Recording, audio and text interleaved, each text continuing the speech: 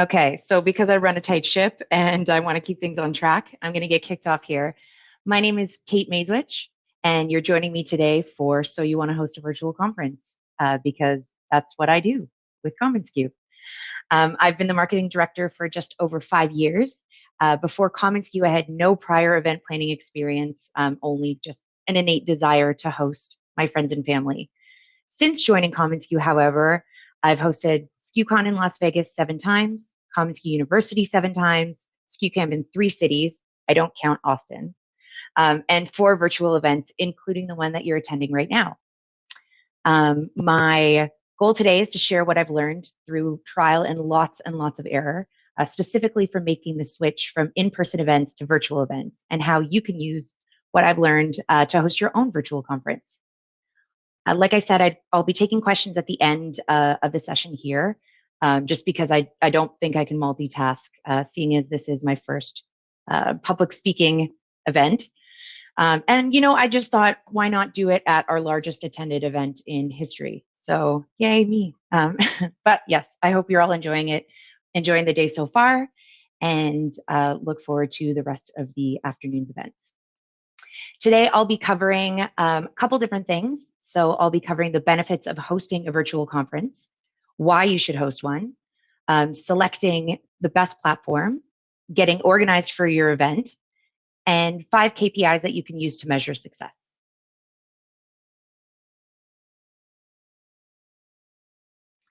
But first, we're going to look at some of the numbers.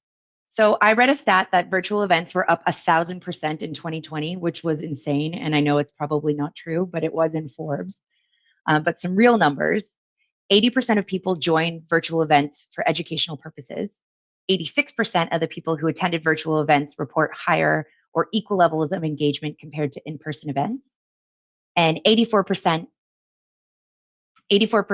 of organizations that have run virtual events in 2020 reported that they spent less money than in-person events. And 87% of marketers think the opportunities they generated were beneficial. And I'm sorry for my mouse going all over. Now we're going to cover the 6 benefits of hosting an online event. Yes, Mary, I'll be sending slides after as well. And all these sessions will be recorded. So the benefits of hosting an online event: obviously more people can attend. Venues have a capacity and therefore a limit to the people that you can host. With virtual events, the capacity can be whatever you'd like. You can also specify who you'd like to invite to your event. So you can open it to everyone, open to certain people. For example, SKUCon 2020 was an in-person event in Las Vegas, and we had a capacity of 325 being in person. But today we have over 1,000 people joining because it's virtual. There are lower ticket prices available, possible, because attendees save time and they don't have to travel. They don't have to pay for hotel and accommodations. They don't have to take extended time off of work. And then there's no extra time that they're taking off to attend the conference before and after. Attendees save extra time. Oh, sorry. And because of that, there are lower ticket prices possible. So there's no venue costs. There's no food and beverage minimums, no staffing costs, no AV, and not to mention the cost of speakers is greatly reduced, which leads to bigger and better schedules. So the cost to in-person events, their travel, their accommodations are greatly reduced when you're only paying for their time. It's why we have amazing speakers like Seth and Anne and Elizabeth and Mitra today. There's also better chances to network. And I say this having organized most of commonsku's events, but if you think about the conferences that you actually attend, your networking during like breakfast or coffee or meals is really, that's when it's limited to. But virtual events often offer smaller, more focused groups. You'll have one-on-one networking, which you'll experience in a couple of hours. And then there's also the SKUCon social hour later on tonight. And virtual events support a sustainable future, a big topic today and should be always, but with no travel involved, there's no pollution. Before you jump in to your virtual conference planning, you should really be asking yourself 2 questions, because yes, there's all these great benefits to why you should do it, but you should ask yourself why you want to host a virtual event. Identify the reason that you're having the conference, clearly outline your vision and your mission, And then also ask yourself what you hope your audience gains from the conference. So be clear on the experience you want them to have and what you want them to gain from being there and giving up their time. So a good example of that is SKUCon versus SKUCamp are two different events. SKUCon, which you're at today, is a one-day event with high-level inspirational content. That's for distributors and suppliers in any role. SKUCamp, on the other hand, is our multi-day business planning bootcamp, which is specifically for owners. So we've differentiated those two events and we've set the purpose for each one of those, which justifies why we should have them. Now we're going to cover selecting the best platform for your event. And I don't work for Hopin, so I'm not going to sit here and tell you to go for Hopin because I don't necessarily think it might be the best one for your event. No kickback, no nothing there. But we evaluated many platforms ourselves before landing on Hopin, but it suited our event and it suited our needs. So you can follow this checklist and it'll help you select the best platform for your event. So step one, create a rough schedule of your event. And this could be as simple as like drawing it out on a scratch pad, but the key is to capture an outline of all of the, like a full outline of the event that you want to host. And then step two is identify your event needs. So will you have breakout sessions? You want your attendees to be able to network? And really just make sure that you're outlining your like must-have features, because there are always nice to have features of a platform, but as long as it suits the needs for the event that you want to run. And then the last one, and this is the most important one, is evaluate all of your options. So all software offers demos or trials or some kind of way that you can experience the software. So create a list of everything that you want to test during that trial or demo period, and then you can determine whether or not it's a suitable platform for you. And if possible, attend a live event like something like SKUCon or something like this, where you can actually see the platform in action and then follow up with that person. Okay, now you know that you want to host your event, you've determined your reason, you found your platform, and now it's time to get organized for an event.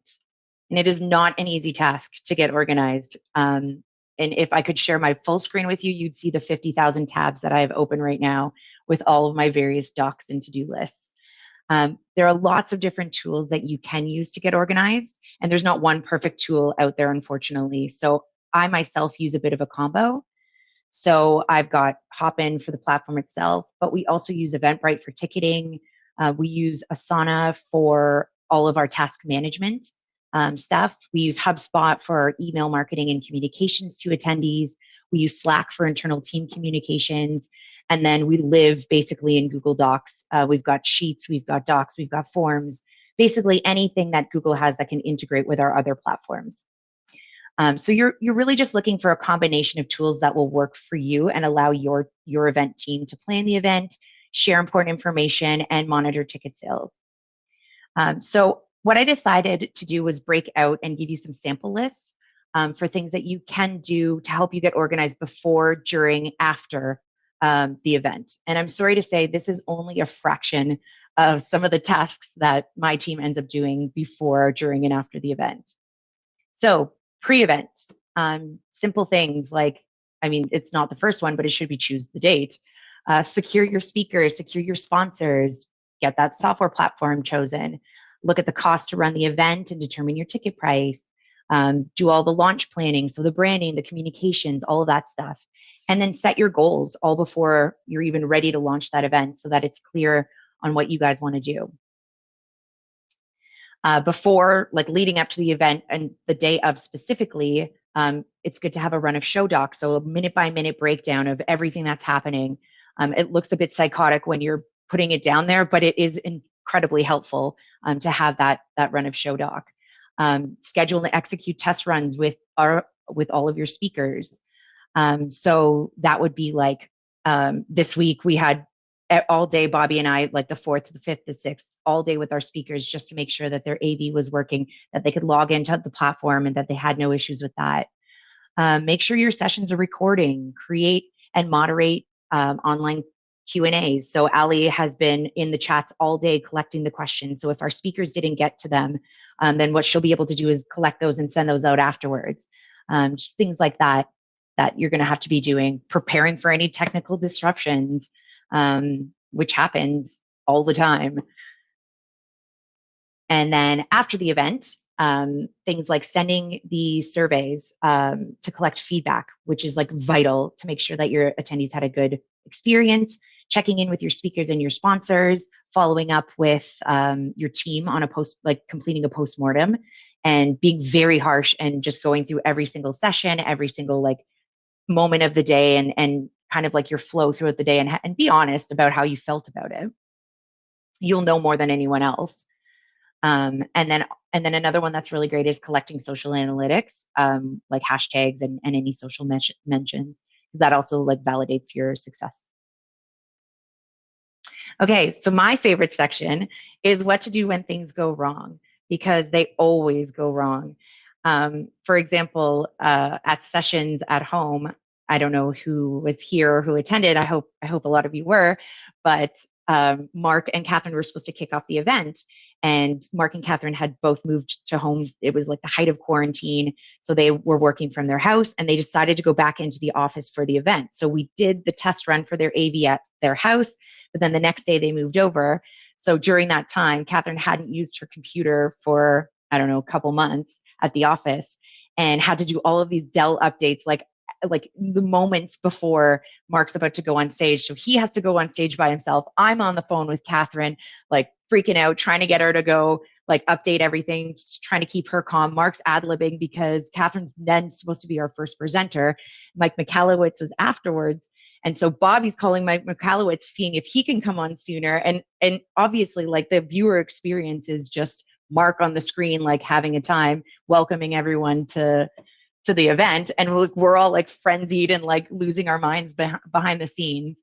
So things will go wrong, and that's okay. Just try to stay calm, have a good time, have fun. You know, like your attendees will understand as long as you've communicated that things will go wrong effectively to them. The final kind of area, and I think the most important area that we'll go over, are 5 metrics that you can measure to tell whether or not you've had a successful event. So the first one's kind of obvious, total registration numbers. So it's also the most immediate way that you can measure success after launch. So as you check in post launch, you'll also be able to determine when and if you need to do more marketing pushes, when and if you need to do more social pushes. You can track which month had the highest registrations and try to like hone in on why that is. Next one is gross revenue. So obviously, like, what were your initial revenue goals? Take a look at the difference between the two, and they'll indicate how realistic or idealistic you were about the benchmarks that you set. Event check-ins. Now, this will be done through whatever event platform you end up using. So comparing the number of event check-ins to the number of total registrations, such an important statistic. They say about 20% of the people don't show for your event, so don't feel bad if you sell thousands of tickets and then there's a small drop off, but you should be wary if there is an unusual discrepancy between the two numbers. So like, we use Eventbrite for our ticketing and Hopin for the platform, but like leading up to the event, I was like hyperventilating because there was only 200 people registered in Hopin and we had over 1,000 people registered for the event. So like monitoring that and then ramping up the notifications to like, and the reminders to get people to register and Hopin. Yeah, it's annoying, and I'm sorry I had to send so many emails, but it worked. Attendee satisfaction survey results.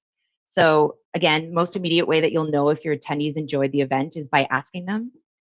So be specific with your questions, and when possible, often numeric like response options. So 1 to 5, instead of being like, we like this very much, to like, not at all. And we've certainly learned that ourselves through sending surveys out where we're like, did we actually get what we needed out of that one?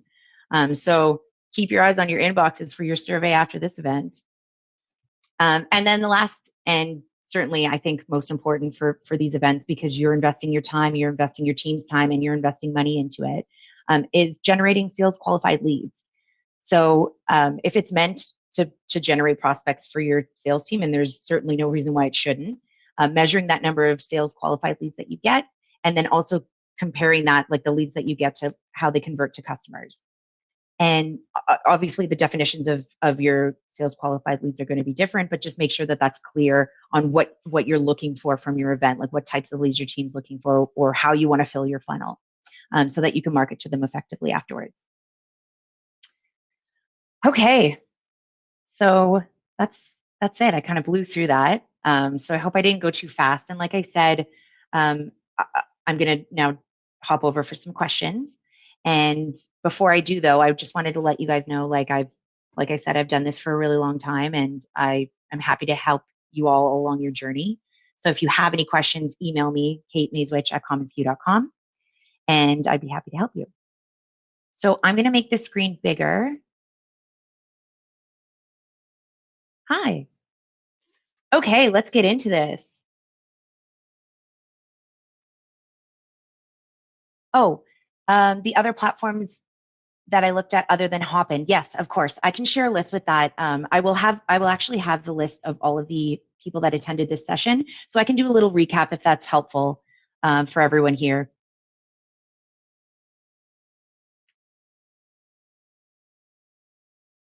Oh, that's a good one. Best tips to keep attendees engaged and excited throughout the day. Allie, you do a great job of that. And it's also relying on a team structure for that. So making sure that you've got your team and your staff attending the event and chatting in the comments, like our whole commonsku team you'll see around today. Typing in the event chat, pulling out things, not only just saying, hi, how are you, welcome to the event, but pulling out things that the speakers are saying and trying to get people to stay engaged. Polls are really great throughout, even though they might seem like they're silly things. People really like those.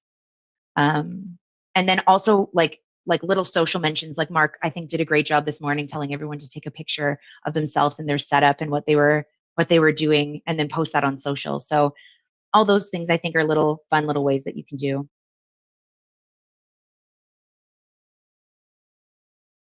Oh, that's a good question, Todd. Todd asked if you're just getting started, whether there's free options or things like that. There are a lot of capacity options. So there are a lot of platforms that offer you like a free event up to 100 people, for example, or a free event up to whatever. So you can always pop in. You can always pop in and do like a test event, even just for like 25 of your customers or something like that, before going like large scale. And then you won't have to pay, and then you can also experience that platform. But Todd, like I had said, when you evaluate those, if you have the opportunity to attend a live event of the platform that you're looking at, then that's obviously certainly helpful too.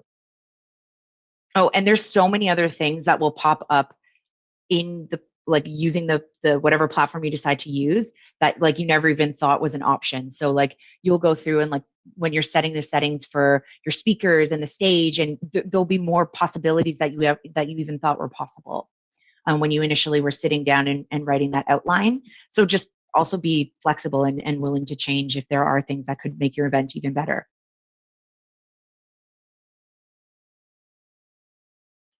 Okay, so how do we balance self-promotion while also making it worthwhile for partners who are helping keeping the event work? So that's a great question.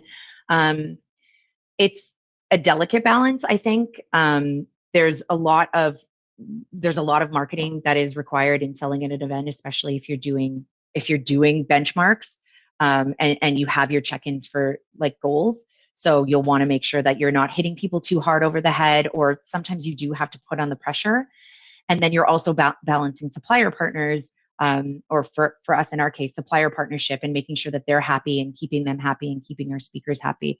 So it is a delicate balance, but if you have a team and you are able to split those roles up and have someone cover the self promotion side or have someone cover the partner or the sponsorship side, then that's ideal, because then you don't have to worry about you being overwhelmed or them being overwhelmed by constant communications from you.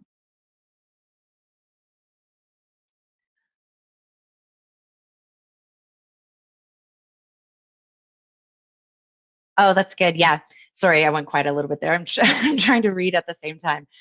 Yes, now that the event is in full swing, I could bore you guys with like 50 things that I would want to change, but I'd like to stay positive, and save that stuff for my postmortem at the end, where we kind of have like a little like trashathon, so to speak, where we're like, we would change this, we would change this, we would change that.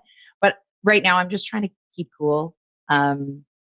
And get through this presentation, because at 3:30 we've got to restart. So